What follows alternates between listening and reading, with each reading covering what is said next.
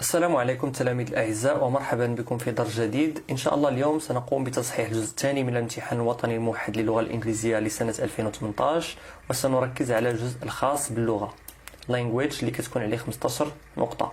إذا التمرين الأول في محور اللغة كيكون دائما عنده علاقة بالفوكابلري.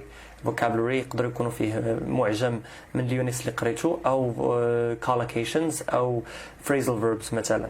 So fill in the gaps with the appropriate words. دائما يطلب منك ملء الفراغ بالكلمات المناسبة. أول شيء تقوم به هو قراءة الكلمات total وكتفهمها مزيان. total مثلا جمع أو كلي، foreign أجنبي، visual مرئي، moral أخلاقي أو شيء فيه عبرة، corporal جسدي.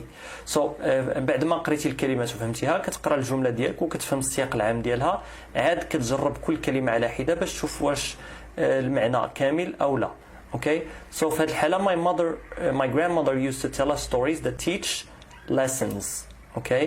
يعني جدتي اعتادت أن تخبرنا بقصص تعلمنا. هذه القصص تعلمنا ماذا؟ تعلمنا دروس.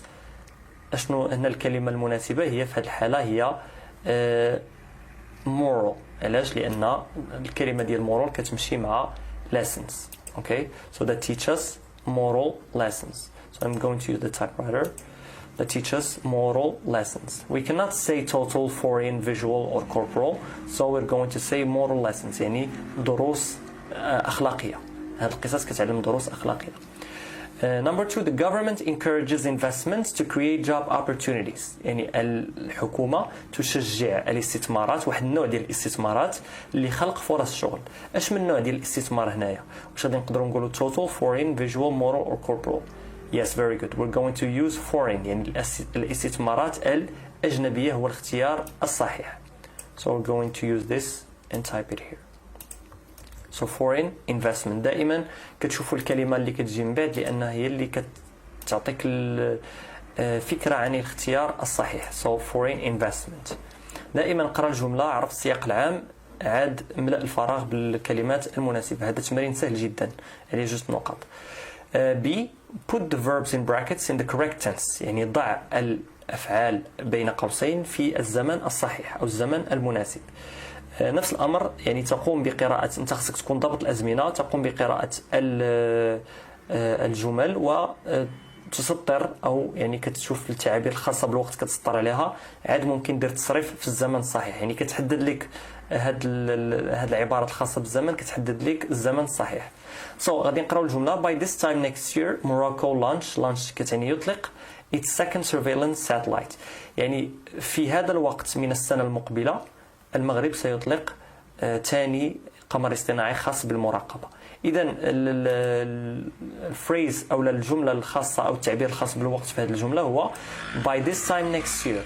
إلا شفتوا by this time next year دائما by this time أو لا by the end of this month أو لا by the end of the year أو لا in 10 years time. يعني أي جملة أو أي تعبير ديال الوقت كيحدد لك واحد النقطة في المستقبل فهذا future perfect. by this time next year. لاحظوا معي next year، إذا هذا future ولكن نوع محدد اللي هو future perfect اللي التصريف ديالو هو will plus have plus past participle. So in this case we're going to say by this time next year Morocco will have launched.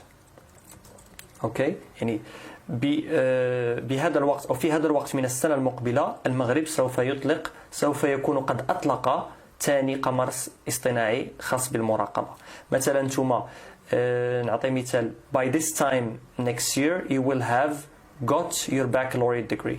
يعني بحلول نفس أو في هذا الوقت من السنة المقبلة سوف تكونون قد حصلتم على شهادة البكالوريا. إذن الفيوتشر بيرفكت كتستعمل للدلالة أو للتعبير عن انتهاء حدث ما في المستقبل، يعني النقطة ديال الانتهاء ديالو في المستقبل أو الكمبليشن، الإكمال ديالو. Number 2, you visit the Louvre Museum when you were in Paris last summer. هنا دائما نسطر على الكلمات اللي عندها أو كتعبر على الوقت باش كتعاوننا نلقاو الزمن ديالنا المناسب. So the Louvre Museum when you were in Paris last summer. لاحظوا معايا هنايا last summer. So هذا السؤال دائما لاحظوا واش كاينه نقطة في الأخير أو لا، كاين علامة استفهام باش تعرفوا واش affirmative أو لا question interrogative. So you visit. Of course we're going to invert the subject and the verb and use the auxiliary verb. إذا غادي نقولوا في هذه الحالة هنا لاحظوا معايا last summer. إذا اش من زمن غادي نختاروا هنايا؟ بكل بساطة الماضي البسيط simple past. So we're going to say did you visit the Louvre Museum last summer or when you were in Paris last summer? Did you visit? Okay, did you visit? علاش درنا simple past؟ لأن عندنا last summer الحدث بدأ وسال في الماضي. C. Rewrite the sentences beginning with the words given. يعني ابدأ الجمل أو أعد كتابة الجمل التالية بدءا أو يعني أنت خصك تبدأ بالكلمات اللي تعطاتك. أوكي عندنا كيكونوا 3 إلى 4 جمل في هذا التمرين هذا. كيخص الباسيف فويس الفيوتشر سوري passive voice reported speech and wishes and regrets and also conditionals. conditionals ما كاينينش في هذا الامتحان الوطني ديال 2020 حسب الأطر المرجعية. إذا students will complete the first module in 3 weeks time. لاحظوا معايا هنا عندنا الفاعل عندنا الفعل وعندنا المفعول به first module وعندنا ظرف خاص بالزمن. إذا فاش كيبداو لك الجملة ديالك هنايا بالمفعول به خاصك تعرف بأن هذا passive voice أو المبني للمجهول.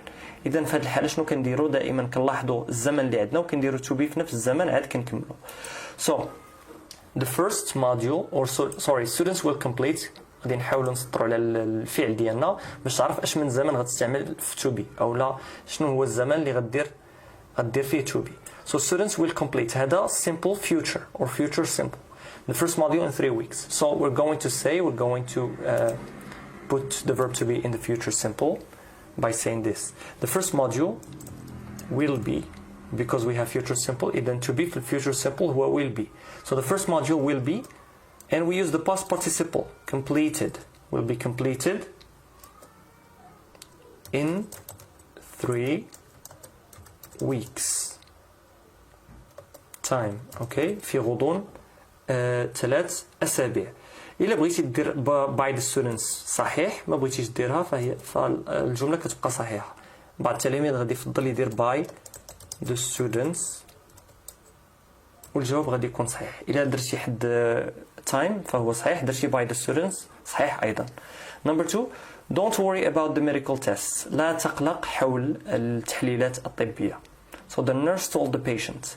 هذا reported speech. إلا دائما شفتو told ordered asked يعني فعل في الماضي أو فعل النقل ديال الخبر أو ديال الكلام أو الخطاب فخصكم تعرفوا بأننا كنهضروا على reported speech.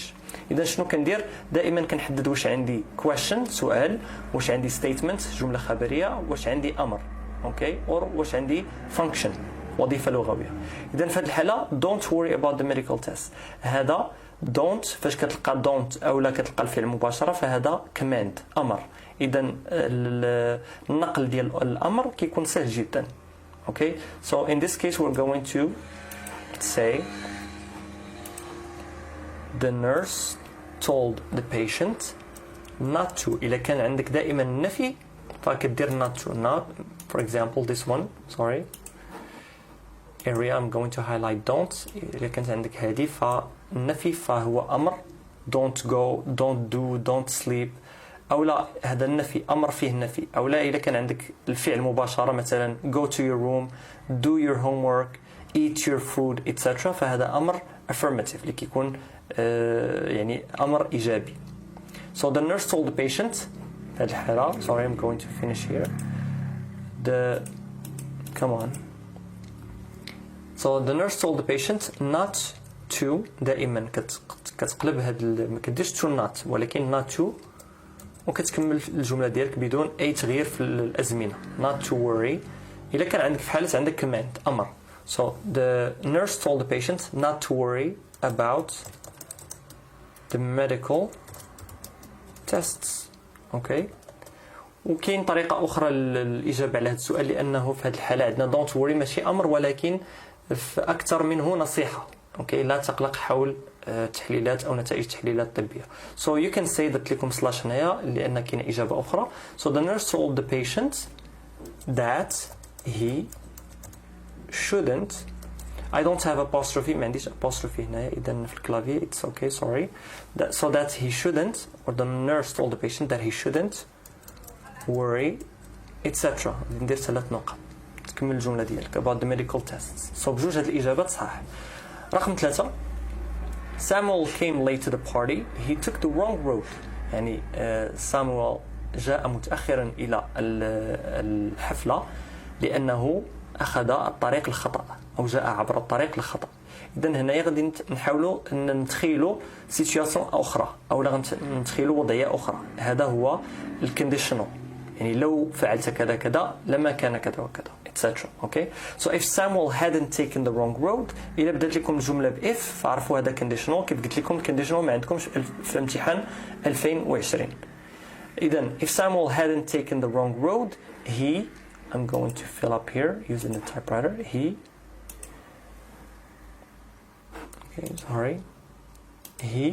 wouldn't or would not have come late